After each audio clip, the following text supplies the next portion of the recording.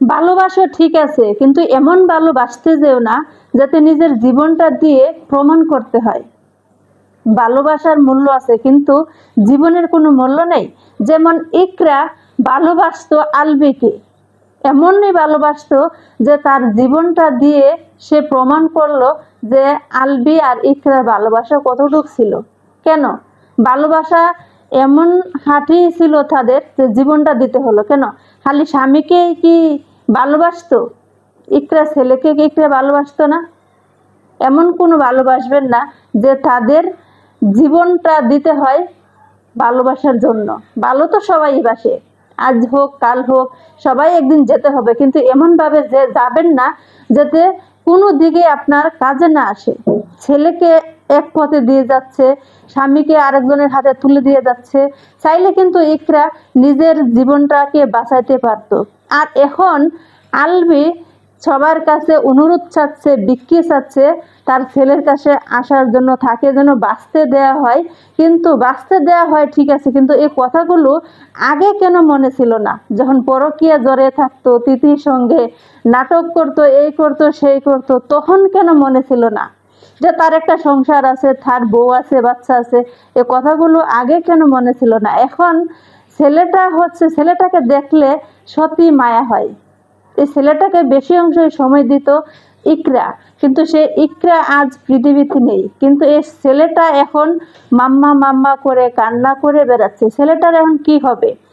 আলবি তো সুখের সাগরে বাসবে, তিথিকে নিয়ে হোক অন্য কাউকে নিয়ে হোক, কিন্তু এই ছেলেটা ভবিষ্যতে কান্নায় এমন একটা সময় আসবে তার চোখে কোনো পানি থাকবে না, কাঁদতে কাঁদতে। তো এমন কোনো ভুল করবেন না যাতে কি নিজের স্বার্থের জন্য অন্যকে কাঁদাইতে হয়। যদি সংসার জীবনে ভালো না হইতো তাহলে একজন আরেকজনকে ছেড়ে দিয়ে হয়তো সুখী হওয়া যায়, কিন্তু নিজের জীবনটা এভাবে বিলিয়ে দিয়ে নয়। যেতে হবে ঠিক আছে, কিন্তু এভাবে কুকুর বিড়ালের মতো নয়। আজ হয়তো ইকরা বেঁচে গেছে, চলে গিয়ে বেঁচে গেল, কিন্তু ইকরার ছেলের জীবনটা একবারে নরক বানিয়ে দিয়ে গেল। আলবি কি বাবা মানুষের জীবনে কোনো কিছুই না। এখন হয়তো বা আলবি যেটাই করুক যাই করুক, কিন্তু এখন বুঝতে পারে মানুষ কিন্তু এমনটাই হয়, সময় হারিয়ে সবকিছু বুঝতে পারে। আর এ কথাটা আলবি কখনোই ভাবিনি যে ইকরার পিছনে এত মানুষ থাকবে। আর পরকীয়া তো সবাই অ্যাভেলেবেল করে, কিন্তু পরকীয়ার একটা বিচার হওয়া আসলেই জরুরি। এখন এখন যদি কারাগারে ধরে নিয়ে যায় পুলিশ, তখন কি হবে?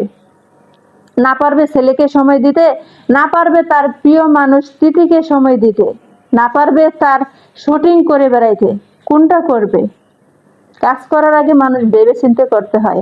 যদি ইকরা বেঁচে থাকতো তাহলে হয়তো এই অবহেলায় অবহেলায় তার জীবনটা এভাবেই যাইতো।